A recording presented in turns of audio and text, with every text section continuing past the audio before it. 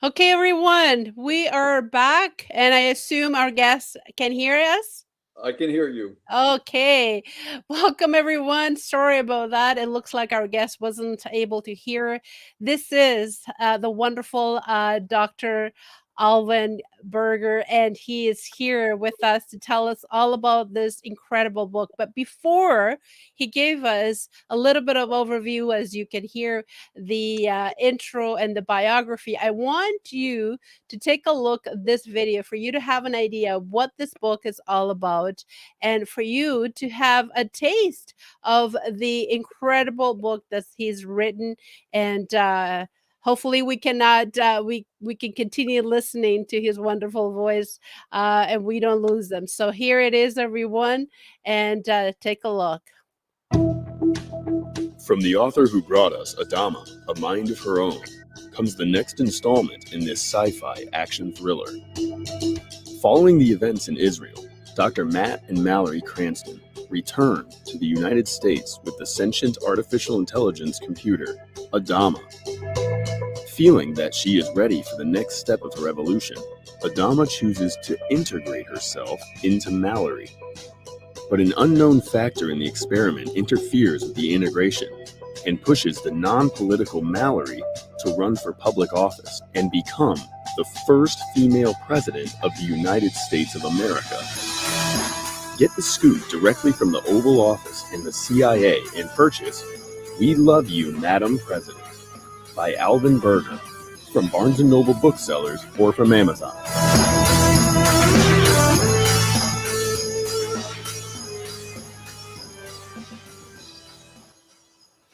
Well, everyone, that gave you a little bit of an idea what the book is all about. So, Dr. Alvin, welcome to the LizyT Show here in virtually Toronto, Canada, all the Yes, way from Florida. How are you doing this afternoon? I'm wonderful. It's nice and warm here, 82 degrees, and not that humid.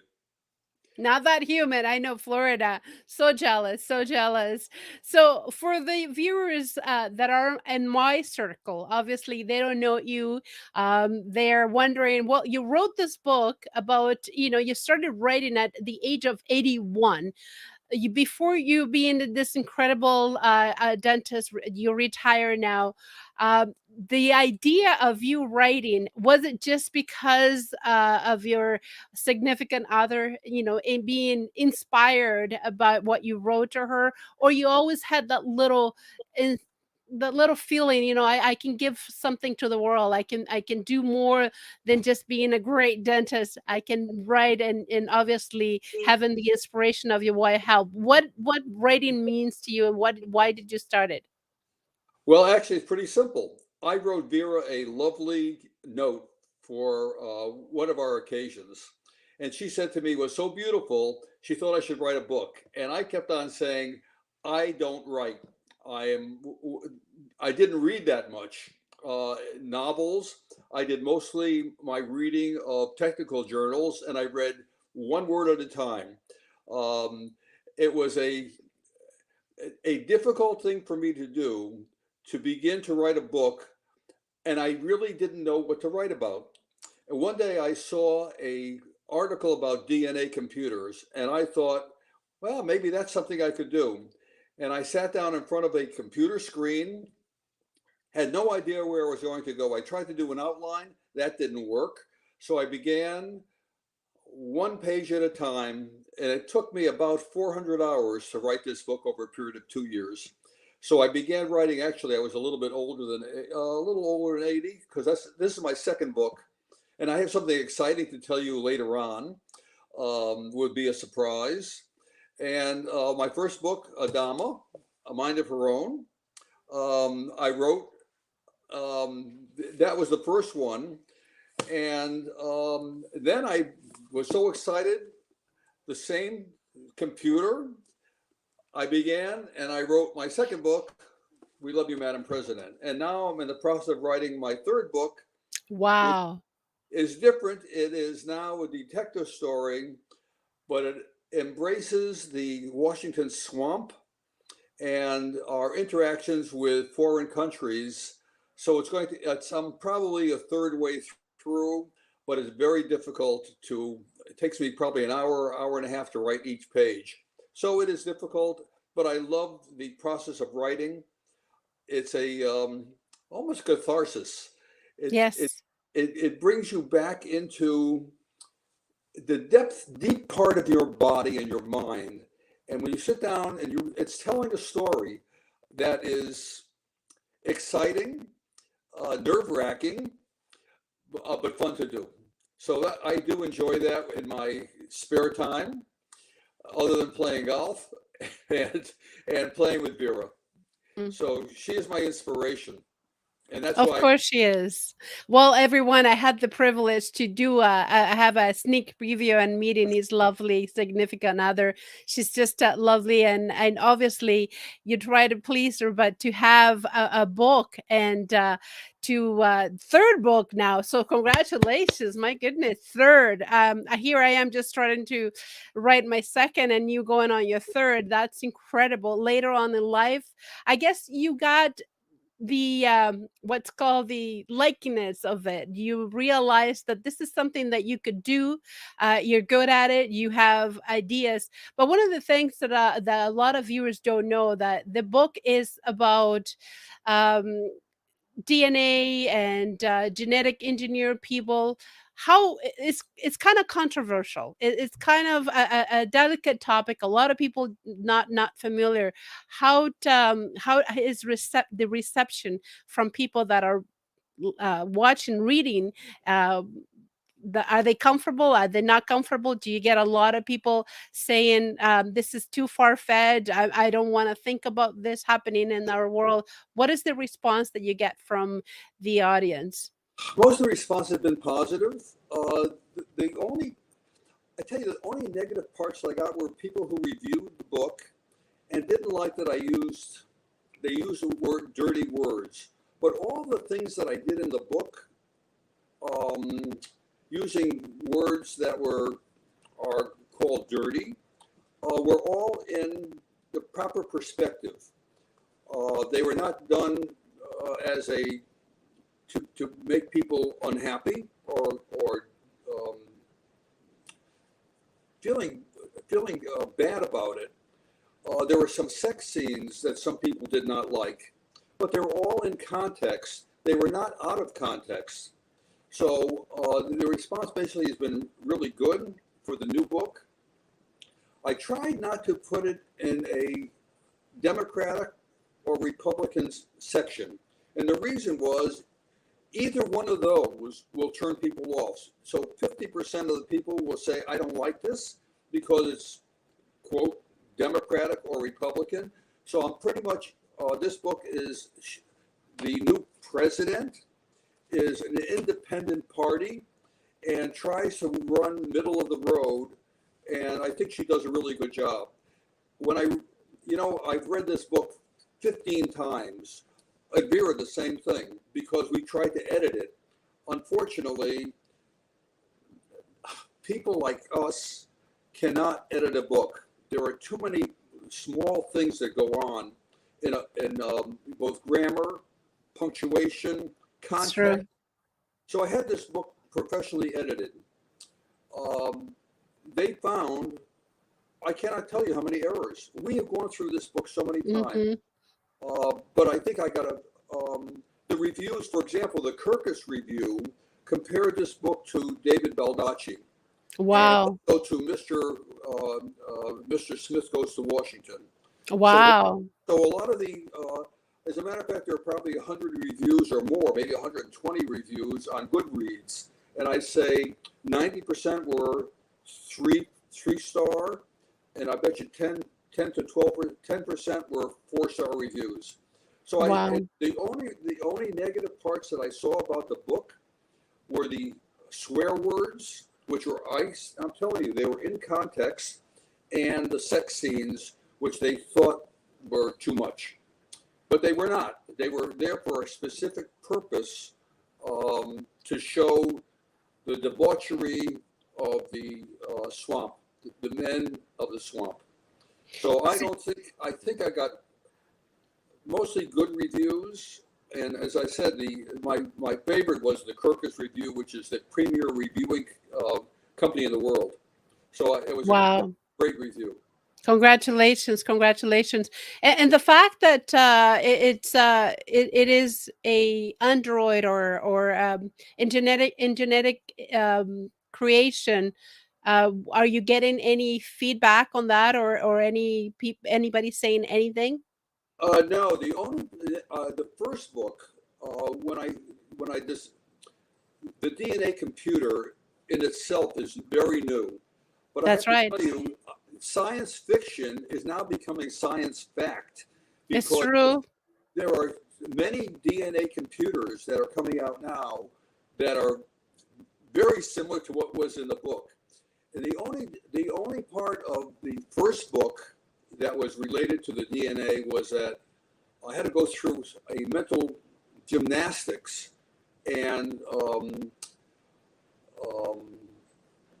it was political and religious, because one of the people said, in this DNA computer, which is basically we are DNA, to put a fetal brain tissue into this computer, and we had to go through the logistics of religion and ethics, and we finally actually did it.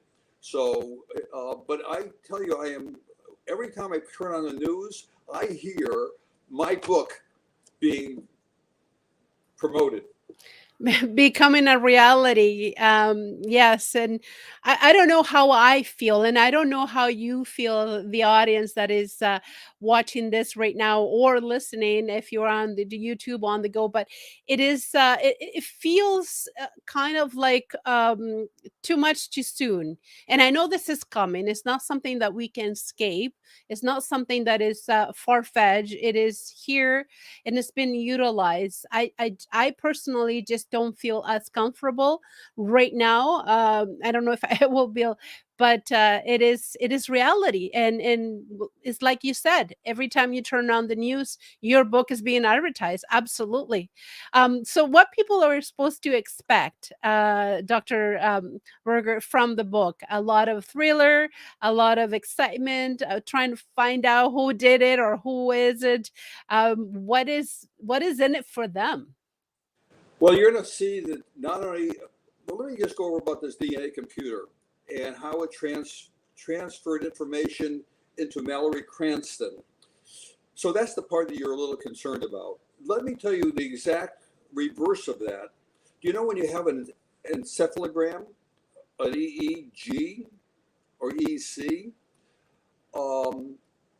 that goes, there are parts to put on your brain, and it goes from the brain into a computer, and that gives you the information. Or an EKG, it goes from your body, from the nervous part of your body, the nervous system, your heart, into a computer, and it shows.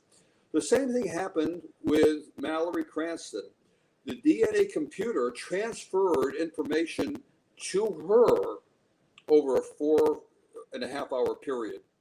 And as you know, I don't know if you knew about it, there was a line of code in it that one of the disgruntled employees did to say she should run for president because he hated his father-in-law, who was the Secretary of State, and by extension into the President of the United States. So he wanted a new person in that office. And so your concerns would be the transfer of information from a computer to a person. That's right. That today we do information from your brain into a computer. It's exactly reverse of what we're talking about. So I think, in fact, I've discussed it with my son and my grandson and my daughter, that in the future, I don't know how far, we'll be able to transfer our brain, which is electrochemical, into a device like a computer to keep us alive emotionally, mentally, into a device called a computer, whatever that device. Software, cloud. Yes, I've heard of that. One of the news that I heard was to help somebody with multiple sclerosis or some sort of issues that they're not able to control their limbs. through this computer software, the cloud is able to command the electrical pulses that are not allowed to for the person to walk or even eat properly. So that, in a sense, I'm sort of okay with that. But just having all my personal thoughts being read by AI, I don't know. I don't Well, know.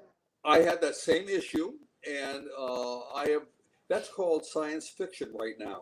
But I can tell you that in the not so distant future, we're going to see that same kind of transfer of information back and forth from humans to computers.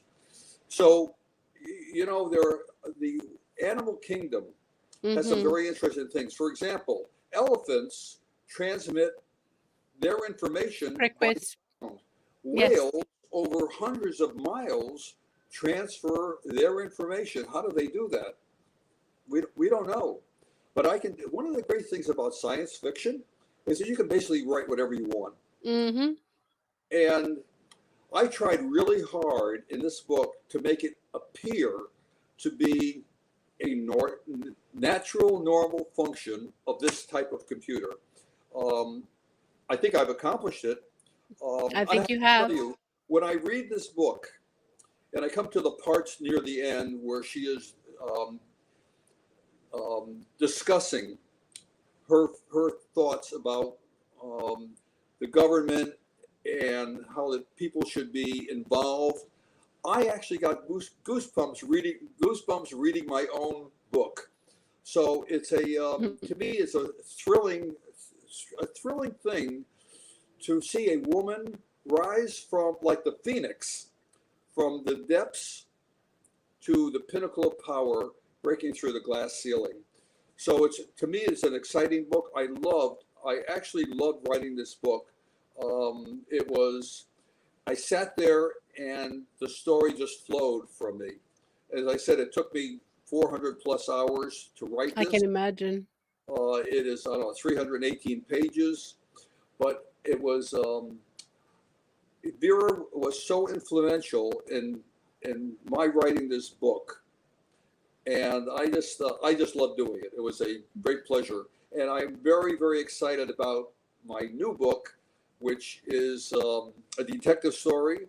And it's going to be also involved in the deep state in Washington. And it also involved in the Chinese government in Taiwan and how the swamp earns money not from their salary. So wow. That's a special one. It should be interesting. And I have very. So now, may I spring my surprise on you now? Well, I think I have an idea what it is, but let me see if I'm guessing correctly.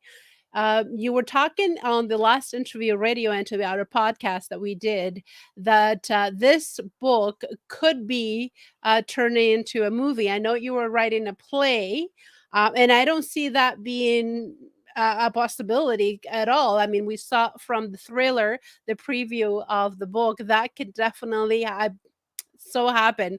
So is that one of the great news? Do we have the movie yet? That's really close. However, so here is what happened. When I'm working with the Goldman Agency out of New York City. So we talked about this book. They know about the first book, Adama, A Mind of Her Own, and they also know that I wrote a screenplay for Adama, A Mind of Her Own. And the reason why I did it was because I saw a movie called Hail Caesar with George Clooney. And I said to Vera, that's the worst movie I ever saw. I said, I could write a better one. She said, why don't you do that? I said, oh my gosh, she's doing it again to me. So I sat down and I wrote a screenplay based on my first book. Now, when I spoke to Anna Stewart and Simon Williams at the Goldman Agency, they said, let's talk about your first screenplay. I said, what are you going to do with that? He said, let's have somebody read it. So I sent it out to them. They had one of their professionals read the screenplay. He said, that's really good, but it's missing a lot of parts that would be great for Hollywood. So I said, okay, let's bite the bullet. Let's redo the screenplay. And that's what we're doing. We're doing the original screenplay, changing some of it, and we're going to now push that one to Hollywood. And wow. then if that one is good, we're going to do a new screenplay for this book. And I think that would be, actually, I really wanted to do it on the second book, but I think that we're going to do this piecemeal. The first book, screenplay, and I think they told me they're going to push it to 50 of the producers in Hollywood, and then we'll see how it goes. And that's incredible. I especially seeing the preview that it was done by your publisher. I definitely can see that happening, as you saw everyone very, very ready to be filmed.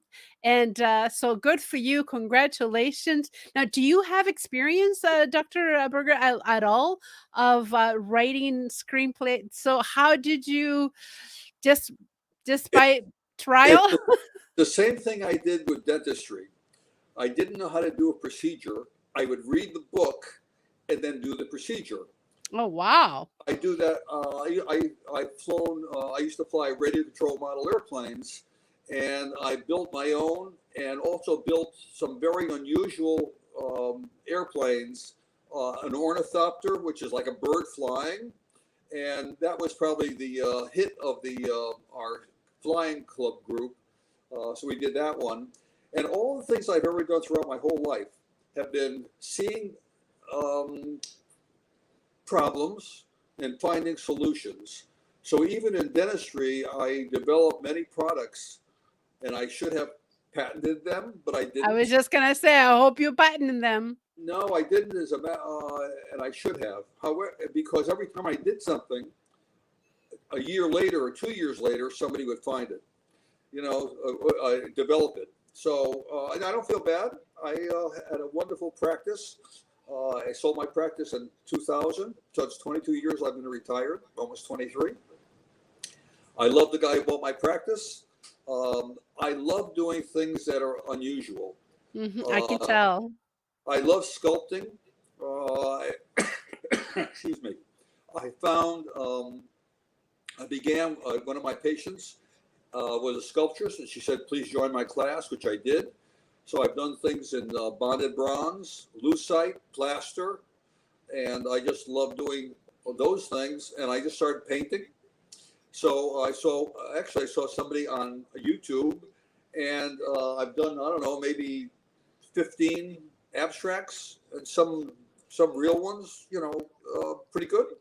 So hearing you elaborate about your incredible life and writing screenplays and being this sculptor and this artist, I mean, you are in your 80s. I'm not going to figure it out how old you are because you're fooling me. So what is the secret? What is the secret to your youth? Well, first of all, I'll be 90 next month. I figure I have 10 more years. I have things to do. When I lease a car, I do it for 3 years, so I got to finish up the lease, right? So what is the secret of life? And I've written about that to my grandchildren and my children, all of my thoughts about that. The first thing is to have a positive attitude. The second thing is you must exercise. You do also. I know you're a runner, and I was a runner for many years until I think I stopped running when I was probably 75. Have a proper diet, and I'll get to some of that later on. But exercise and having a great significant other is probably the most important thing because it gives you joy throughout the day. So my thought is be happy.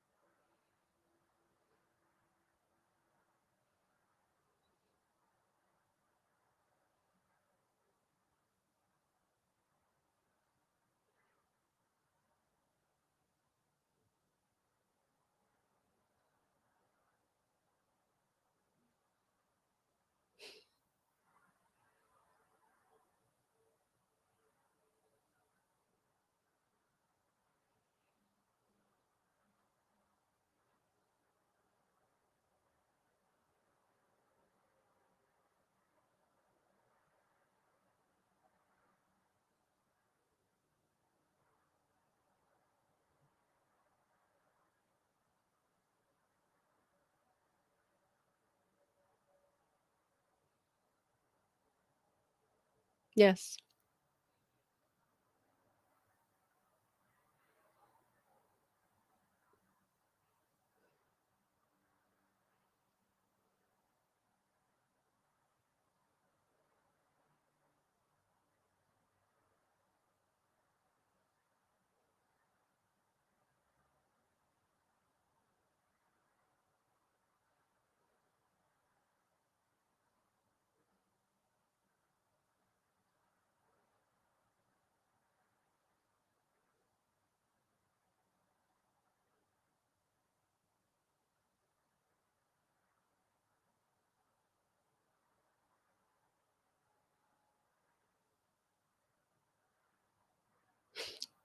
That is pretty much it. Can you hear me? Oh, no.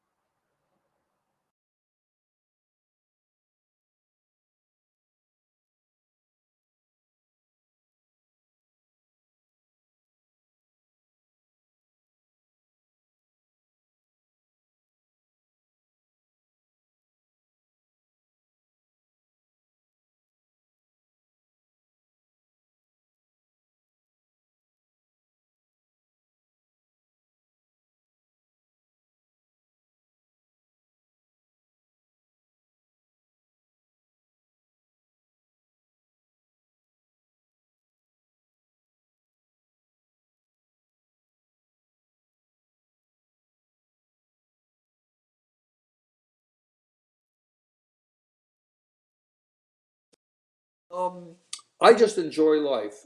Every day is a,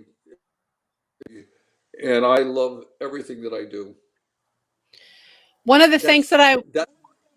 One of the things that I wanna mention, is that, there's 3 things that I love is definitely is the positive attitude, and it takes us a lot to take it takes me a lot to bring me down, but one of the things that I try is to be able to have that positive attitude no matter what, and I think that is one of the key to be able to live a much better, a happier life and not being sad, and that ages us. Believe it or not, that ages us. The exercise, I agree with you 1,000,000%. Absolutely, it's very, very important. As long as we're able to walk, even a walk, it makes your it helps your blood circulation, it helps your mind, it helps you breathe, and it helps your lung, it helps everything, and you add it to you get endorphin better than any drugs in the world. And the diet, I know it's going to be winter, and I'm going to have to fight towards having a much better diet, and like everybody, obviously, and have a beautiful a person that you love and that loves you back. So those things are very incredible, and I really appreciate, Dr. Berger, you giving us all those tips, because there's a lot of people listening or watching us and wondering, I want to be able to learn from him. What are the secrets? I want to be able to write this incredible book. I want to be able to get myself known as a musician, as an artist, as a entrepreneur, as a coach. And so those attitudes are very, very important. So for the book, where can people get your book again? Well, Barnes and Noble, and obviously on Amazon. But if you look online, there are so many. I can't believe it. If you Google this book or me, you're going to find hundreds of places throughout the world where you can buy this book. So I don't even understand how it happens that there are so many AI. places. I mean, you know yourself, Liz, that if you Googled you're going to find you're all over the world. It's Yes, a yes. Well, once you are on social media, and hopefully here with the LizyT Show, we'll be able to help you to promote this book and your next book even farther. So now it will be in our system. Whenever you search Lizzy and Alvin, will be together, and they will be on the net forever. So that's one of the greatest way of you getting your book is by going to Amazon and Barnes and Noble. Are you working on getting on social media right now, Facebook or Instagram well, or? my grandson, who is now a first year medical student, interviewed me, and it's on Facebook and YouTube. So the interview is probably, I don't know, almost 20 minutes long, going through similar kinds of questions that you and I had. So One that was good. And typically I put things on Facebook and LinkedIn. So there are a lot of places where it is. And beautiful. So and we'll if I be tagging you as well through the LizyT Show, through all those other social media of your own. So we'll be able to promote the book and promote yourself as well. So there is so many things going on with you. I really admire you, and you are an inspiration for all of us because there is somebody out there that looks up to you, not only as an ex retired dentist, but not as an artist, a painter, a sculptor, golfer, but as a writer. They want to be able to have ideas. They want to be able to get that book that is in their heart and their mind forever, and they can't. What would you say to that someone that is listening or watching us on the other side of the world, Australia? We have a lot of Australia listeners and watchers. So good morning to everyone. What would you say to someone? What kind of words of wisdom would you share with us today? Well, I have to repeat myself that the most important part is your physical health.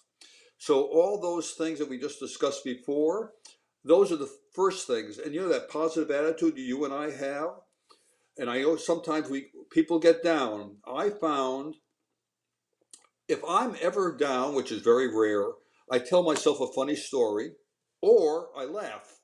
And if I laugh, then it's hard to be in a bad mood. So I do that. I have to tell you that there, you should be able to do anything that you set your mind to do. It's true. And I do all of my own investing. And I've written 2 articles about how I invest and the reasons that I'm successful. So everybody has different opinions. I think I'll send you something that I have on investing, and I will send you my lessons of life, and I have 3 of them. So my lessons of life are: love your family, love yourself, Mm-hmm. be good to yourself, be good to the people around you, make friends, don't be nasty to people Mm-hmm. because it comes back in kind. Newton's 3rd law, where there's an action, there's a reaction. And when you do something that's negative toward a person, you're going to get the same negativity back. And I never do that. Once I lost my temper to someone, and that was not good. Yes. So, and if you do something wrong, you should apologize right away. Yes. In practice, I was never sued, which is I've been in practice for 42 years. And the reason why that happened, I was very straightforward and honest with my patients. And I remember one time I was doing a root canal on someone and the file broke. And I said now I'm thinking, what do I do? Well, Mm-hmm. obviously you try to repair what happened, but I documented, I said to the patient, this is what happened. I can't control metal at times, and I will take care of this problem forever. It's called a personal warranty, a guarantee. And I think that's what you have to do with relationships. You have to say, I am trying to be helpful to you. I care about you, and I'll listen to you. And I think that's another important thing, is you should be able to listen to other people. You and I speak very openly, and we have a wonderful relationship. I would never damage that relationship no matter what. If I didn't like something you said, I would say, she had a bad day, and I'm going to let it pass. And so my feeling is, it's the golden rule: do unto others as they do unto you. And if they do something bad to you, I have to sometimes forgive them because they don't know what they did wrong. And it happens. You brought something up really important. I remember about 4 years ago taking a workshop on forgiveness, and my goodness, it was one of the worst, the hardest, but the most rewarding at the same time thing to do, because I had to connect with people from 10, 20 years ago and ask them forgiveness, and it was so liberating. It was hard. It was difficult, but it was so liberating, and I think everybody should do that. There is things that happen to us, even from childhood. Going to our parents or a friend or a grandmother, and ask them for forgiveness. It was incredible. Even if that person is not alive, you can write a note and burn it or throw it in the garbage. But it's so liberating, and that made me more than the other person, because sometimes the other person doesn't even think of you. They're living their life and they're having a great old time, and you're the one who is like, I don't want to be able to get in touch with this person because they probably hate me, or I hate them, and it's not the case. So I love what you said. It just brought me back to that memory of having that workshop. I am very understanding of the psychology of the other person. In practice, one of my major goals was to convert bad patients to good patients. Okay. I remember distinctly, I had I think a 15-year-old girl who was petrified. It took me 2 visits just to be able to examine her. And I was kind, helpful, understanding. And what happened to this young lady, by the time she was maybe 18, a few years later, she was the best patient I could have imagined. It was, I have to tell you, I get goosebumps now thinking about this young lady who turned into the most wonderful patient.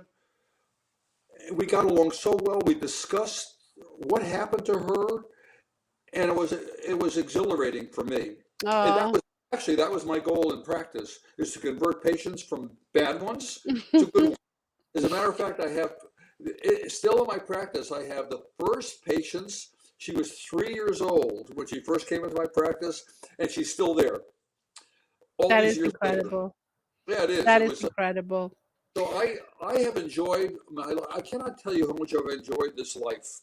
And I am so grateful for the 3 years that I now am. I'm 3 years old, and I feel so blessed that for whatever reason, those circumstances, from the 12th hole on that golf course to being I think I was in the hospital from the time of the heart attack until being in the hospital was probably 30 to 35 minutes.